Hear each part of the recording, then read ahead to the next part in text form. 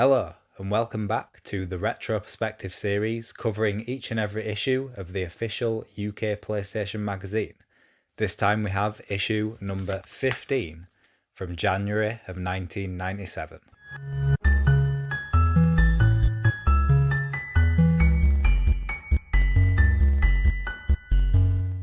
As usual, we begin with a word from the editor Rob Pegley. Another year over, a new one just begun, as somebody once said. And what a year we expect it to be for the PlayStation. By the time you read this, there should be 750,000 PlayStation owners in the UK, and with that many fans to satisfy, there'll be a lot of money spent on creating an abundance of games over the next 12 months. If only Sony was still focusing on that, we'd have more than 3 games on the PlayStation 5. Rob boasts that the playable demos included in this issue of Porsche Challenge, Tomb Raider and Pandemonium are possibly the best that the magazine has ever put out. With growing concerns of piracy and the abundance of chipped PlayStations, Sony were to release a new version of the PlayStation 1 console, although only in Japan for the time being, which was set to make it harder for pirates to modify the console. Although as far as I know, the original PlayStation is actually the hardest one to modify, so I don't know if this plan panned out. At this time in the 90s, a lot of people thought it was an amazing idea to install TVs into the seats of cars, so that people in the back seat could play PlayStation whilst they were being driven places. I don't know why this seemed so cool to me as a kid, but nowadays whenever I'm driving somewhere as a passenger, I don't even have the urge to play something like the PSP, so I don't know why I would ever have played Crash Bandicoot on the PlayStation in a car. Well, this is fitting. In the Japanese column, From Software announced that they were going to release the first Armoured Core. Originally called Armoured Force, it was set to be an interesting action shooting game featuring virtual on-type robots, whatever they may be, where the player can build their own robot before taking it into battle. Missions are set in a variety of locations, including desert and cityscapes, and the game will feature a link-up mode for added involvement. Shadow Tower, on the other hand, is along the same lines as From Software's highly successful King's Field series. A genius marketing gimmick was becoming more and more prominent in the 90s, but of course it had existed throughout history.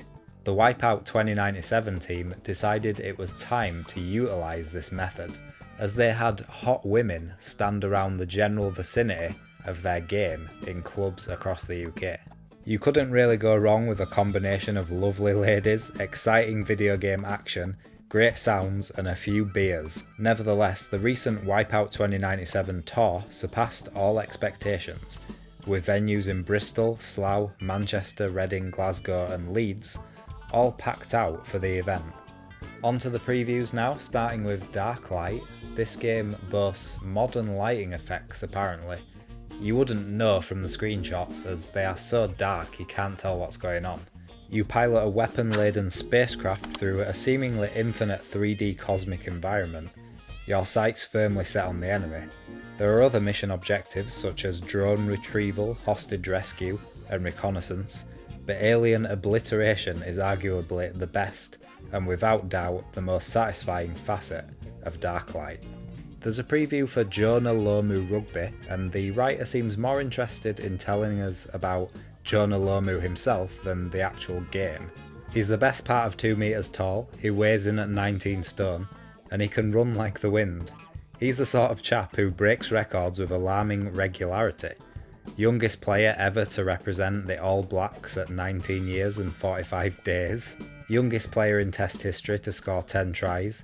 He's even starred in a pizza advertisement with the Underwood brothers. Jonah is renowned as the most difficult player to tackle in World Rugby. He doesn't bother to run around the opponents, he runs straight through them. Programmer Tony McCabe said, "One of the hardest things has been making sure the ball movement is correct, because a rugby ball never bounces the same way twice. We've had to work out as many different ways as possible that it might move, and we think we've done a good job." Certainly one of my favourite games on the PlayStation, and the beginnings of one of my favourite series, Blood Omen Legacy of Kain. Blood Omen makes a perverse twist of typical goody-goody adventures with dark incentives to commit evil. When you first come across a sobbing wench chained to the walls of a crypt, you might indeed wonder how to rescue her, but this is your crypt, and she's there for your sustenance. With a flick of a button, Cain grabs his helpless victim by the throat and watches her blood spurt through the air into his thirsting lips. Mobs of fearful peasants will try to lynch you, running water burns you as corrosively as acid, and you're at the mercy of the sun with a changing real-time environment that imitates the passage of day and night. You can venture out in daylight at penalty, but stronger foes are best confronted when darkness grants you strength. If you're wounded, a visit to a village at night will reveal innocent peasants sleeping in their beds, plentiful sources of vampire nutrition. You have to be frugal in your feasting, however, as the restless spirits of your victims will attack you if you return to their place of dispatch. I can see a few features here that didn't quite make it into the game, let's just put it that way. The term first-person shooter had still yet to be coined, so next up we have a Doom clone. It's Tenka, and it's a pretty cool looking one at that. It definitely seems to be one of the first in the genre to use fully 3D environments and enemies. And perhaps even more interestingly, it was being developed by Psygnosis, Sony's first-party studio. Definitely makes me want to check this one out. As Tekken and Tekken 2 had taken the gaming industry by absolute storm, every single company wanted to have a piece of the pie. And of course, Squaresoft was no exception to that. Squaresoft created a first-party studio, Dream Factory, solely for the purpose of creating a rival to Tekken. And I can imagine if you were a Squaresoft fan in '97, at a time when they were absolutely killing it, you would have been very excited for this game. The really new thing about Tobal No. 1 is the quest mode. This involves wandering around mazes, fighting the creatures you come across, collecting crystals and buying power-ups. There's a very neatly designed practice level that gets you used to all the controls, and then you're off on a pretty spiffing adventure. Tobal No. 1 looks like it could be a game that will hold its head high in the overcrowded world of the beat-em-up. Up next, as usual, I've picked out a couple of highlights from the letters section of this month's issue, which will be read out by fellow gaming YouTubers. I've had my PlayStation for almost a year, and in the process, have bought quite a few peripherals for the lovely machine. At the moment, I live in a pretty busy household of 5. The only problem is, people's peripheral preference, PPP as we call it. For example, some of us prefer to play Wipeout 2097 with the wheel, others prefer the joypad. It gets very frustrating, and more importantly, I'm sure it can't be too healthy for the machine to keep swapping points over, especially in the middle of a loaded game. I was wondering whether any of these bright sparks at Sony, or indeed any independent peripheral makers, are coming up with something to combat this. I wonder how easy would it be to incorporate a choice facility on the existing 4-way adapter. It might seem like the height of laziness, but with the gun coming out soon, not to mention the flight sticks, it might become a bit of a problem. It's a top idea. Constantly swapping peripherals does indeed cause a lot of wear and tear on the machine's contacts. However, as yet there's no news of a specially designed multi-port to remedy this. Maybe you should find an investor to help you get one into production. I've read your magazine since issue 1. I have to say that it's one of the best PlayStation news, reviews and gossip. Your demo disc is what puts you head and shoulders above the rest. But I have noticed a decline in the quality of demo selection. I'm sure that most readers keep the discs, so why do demos get repeated? Discworld, Pro Pinball and F1. Is it because there's a lack of demos? Can you also let us know why you don't print the new/updated tips/cheats for the Daytale Action Replay? This is an excellent piece of hardware, and the facility to be able to put new and updated codes in all games once released is excellent. Is it because you have close links with Sony, who haven't given the product their stamp of approval? Sony's customer service director told me that though officially Sony haven't put their name to any Daytale products, they're still considered as the best third-party hardware suppliers around, and that although third-party products can potentially harm the PlayStation in the long term, they know of no Daytale product to date that has done this. So, can you please Consider printing the codes once they're available. Jason Treeby, Abington. Okay, for this month, this is the last we're going to say on the matter of the demo discs. As already stated, F1 was repeated because the disc was a Cyanosis special. To leave it out was neither an option nor sensible. Pro Pinball appeared a second time because it tied in with a competition to win £5,000 worth of pinball table. Not a bad reason on the whole. And Discworld first appeared way back on Disc 1. That first issue very quickly sold out and the demands for the demo were shockingly high, so we repeated it for the benefit of those who missed the first issue and couldn't get a hold of a back issue. Sorry if that pissed a few people off, we were just trying to respond to a very real demand. As for action replay codes, we can't really cover these for the same reason as we can't deal with import software. We're the official PlayStation magazine, but while we maintain editorial independence as far as officially released products go, we're not in a position to devote space to unofficial software or a product that isn't endorsed by Sony. On to the main feature of this issue, which is a bit of a weird one really, as it's more previews, but basically they've made a list of every single game that's been announced for 1997, the upcoming year, and given little previews of each. The most notable game on the list obviously has to be Final Fantasy VII. What were people expecting at the time? Where do you start? A team of 100 designers have worked on this, so expect an RPG which puts everything before it to shame. Coming on 2 discs, Final Fantasy VII will not only be the largest, but most graphically sumptuous RPG ever created. Somehow they've managed to incorrectly list the publisher as Virgin and the developer as Capcom here. That is pretty funny. Though not as funny as the magazine's pitch, shall we say, for a possible plot to Tomb Raider 2, which was due in November of 1997. Lara, fresh from her exploits in Tomb Raider, gets tired of adventuring and decides to go on a quest to find the most handsome men on the planet. Her investigations lead her to Bath, where she discovers some blokes who work on a PlayStation mag. So enamoured is she that she decides to live with them all and service their every need. Oh sorry, we went into a bit of a daydream there.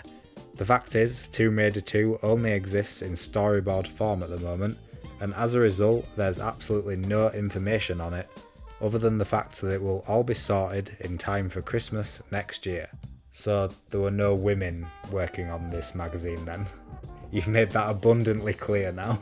No women working on this magazine. On to the reviews now, kicking off with Reloaded. There are many contradictions within Reloaded, and as both game and concept, it flatters to deceive. That said, it can be a lot of fun, and you'll forgive a lot of people a lot of things in the name of fun. The first paradox surrounds the graphical depiction of the game's characters. Each is a detailed 2000 AD style representation of a distinct individual, replete with humorous and complex personality traits, and vastly differing attributes. These imaginative creations deem worthy of 2 covers of the world's best-selling PlayStation magazine. To say they use artistic license, however, is an understatement. The in-game sprites are so diminutive, it could be your mum lugging around an Uzi, and you wouldn't recognise her, the only discernible differences being slight variations in shape, size and colour of the characters. The good news is that it's an improvement on the original. Bad news is that it's not much of an improvement. Still owing much to 8-bit and 16-bit predecessors, the gameplay is reminiscent of Chaos Engine and more recently True Lies on the SNES. Like the original, you spend much of your time walking around levels, blasting anything that crosses your path. More emphasis this time, however, has been placed on puzzle solving as part of the deal. While this provides a welcome diversion at times, it's not as successful as it might have been. The player is faced with a few puzzles each level, and while they can be mildly taxing, more often than not you can stumble upon an answer. You're not rewarded for making any speedy solutions, and so by trawling about a whole level, you'll eventually solve everything by default, as a result of going everywhere and shooting everything. Reloaded gets the same score as the original, 7 out of 10. Possibly the most mentioned and the most requested for coverage by fans of the magazine, the review for Suikoden has finally arrived. They might be the best-selling genre of console games in Japan, but Western gamers have had to wait 16 months for the first RPG on the PlayStation. So was it worth the wait? Walk this way. If you used to enjoy RPGs on the SNES, you might be pleased to discover that they haven't disappeared, they've just moved to the most happening console, and some of them, like Suikoden, haven't even bothered to swap their 16-bit apparel in the transition. But we're not going to lay into the graphics here. If that's your prime consideration, then rest assured, you probably aren't cut out for this mode of adventure gaming anyway. Suikoden seems to have taken Capcom's Breath of Fire 2 on SNES as a template. The similarities are indeed suspicious. Reworking the semi-historical Chinese legends that comprise that classic TV bamboo fest, the water margin. No clue what they're talking about there. It's the tale of a downtrodden and overtaxed people rebelling against their corrupt oppressors. No less than 108 characters can be recruited, many of whom can also be taken fighting in your battle party. It's the discovery of ordinary citizens willing to aid the cause of the Liberation Army that proves most rewarding. If they accept your offer and they lend you their skills, thus equipping your castle HQ with shops, weaponsmiths, cooks, mages, gamblers, cartographers, even a couple of bizarre self-reverential types who let you play with hidden sound and graphics options. You're effectively building your own RPG town as you progress, and it's fun to check back on it now and again to see how the little people are settling in and doing business. If you find many of them too easily, it's because the path of the narrative is about as linear as they come. Sometimes you'll be asked to make a choice, only to find that you have no choice at all. The dialogue loops with "surely not" type interjections until you make the one correct decision needed for the game to progress. This cult classic gets a surprisingly low score of 7 out of 10.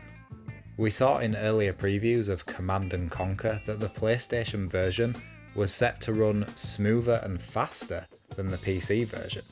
Sadly, in the final review of the game, PSM reports the real truth. The accuracy of the conversion from the PC game turns out to be a curse as well as a blessing.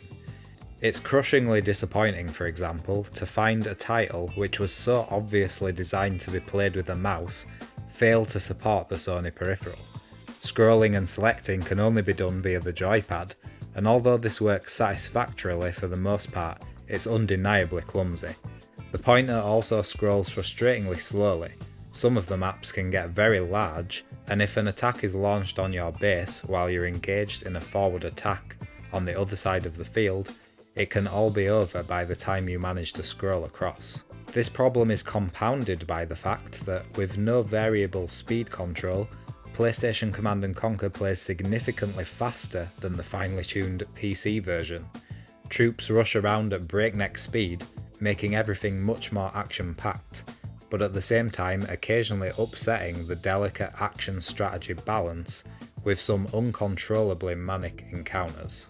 On the next page, Konami have taken the classic Contra formula and applied it to a brand new 3D engine. Does it work? It doesn't look like it, as it gets a 4 out of 10. All you can do is get on your belly and fire indiscriminately at anything that moves, and if you find a spare second, at anything else, just in case there's a secret door there. But you soon see that this can't be the way through, and you learn what you need to destroy and what's best avoiding. Many obstacles can simply be passed by following a particular course. This makes them redundant and you wonder why they're there in the first place, but you don't want to get involved in any unnecessary fights, as you'll need all the health you can keep to get you through the level. This is a very frustrating game. Each level is extremely difficult and satisfaction is to be gained only by working out the exact route through, eventually completing it, saving it and moving on. It's also an annoying game because you can't go back on yourself. Once you've moved forward on the screen, there's no return. Your character just runs on the spot up against the screen border. This is necessary for 2-player gameplay, but it's a shame that it's also the way the 1-player game works. Furthermore, in keeping with many low-budget games, you can only face in one of 8 discrete directions. This is a pain because it means that you have to get into contrived positions to shoot at targets or avoid incoming fire. Another company jumping on the 3D beat-em-up bandwagon is Take-Two with their Iron and Blood beat-em-up. Set in the Dungeons and Dragons universe, for some reason, the idea here is that you develop the skills of the characters as you progress through the game. The more hardened a warrior you become, the more extra weapons and spells you add to the armoury. Sounds pretty good to me actually, but what do they say makes Iron and Blood not much fun? The problem is that it's rather too fiddly for its own good. The character reactions are not particularly sharp and the controls are nasty. You can get horribly stuck on the side of the ring. Each time you try and stand up, you either get battered or lumped against the electric current. Yes, there are lots of interesting characters, but our friends in Japan make much better fighting games. 5 out of 10. A game series which I thought actually benefited from a 3D engine in the PlayStation era was WWF SmackDown, but unfortunately we're not quite there yet. In Your House gets a 5 out of 10. The WWF in all its stupid glory, but unfortunately the game itself is basic and languishing about 3 years behind the times, back in the 16-bit era. A sim it's not. The British Bulldog's head turning into that of a dog when he chins someone, and power-ups that appear randomly in the ring. Unfortunately though, the mechanics of the fighting are sloppy. The developers have obviously gone for a cartoony slapstick feel, but you can't escape the feeling that it's more of a button stabbing event than one that calls for any skill.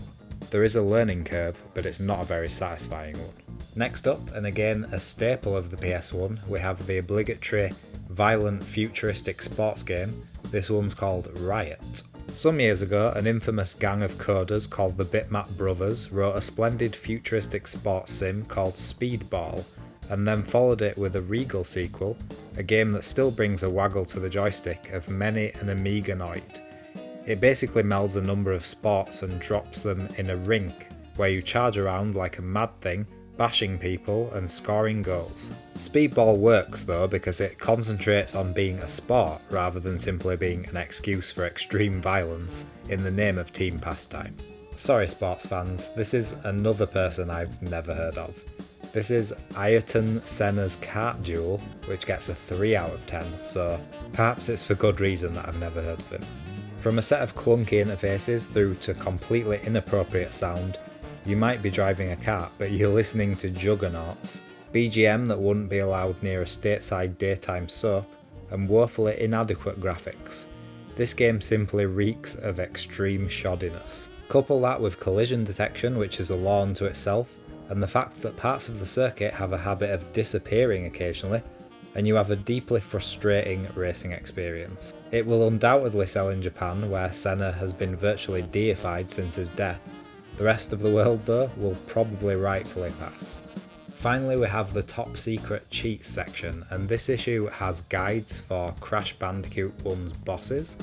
We also have tips on how to play each event in international track and field, as well as some secrets like seeing a dinosaur in the crowd, a UFO crash, a mole on the green, and of course typical of the 90s, you can change the swimming costumes to bikinis with a cheat code. A few more cheats on the last page for Buster Move 2, Fade to Black, Final Doom, Wipeout 2097 and Adidas Power Soccer. And that was issue 15 of the official PlayStation magazine. Definitely a lot to talk about here with the previews of every upcoming game for 1997. But mainly just the fact that the magazine will be covering so many amazing and iconic games in the upcoming year. I'm looking forward to taking a look at them with you. Thank you very much for watching. I've been Jake of the Retro Perspective, and I'll see you next time.